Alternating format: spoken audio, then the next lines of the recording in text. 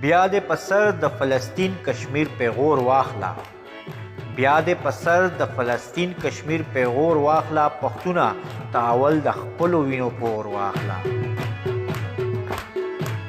زه به دا ومنم چې تا روس امریکا مات کړي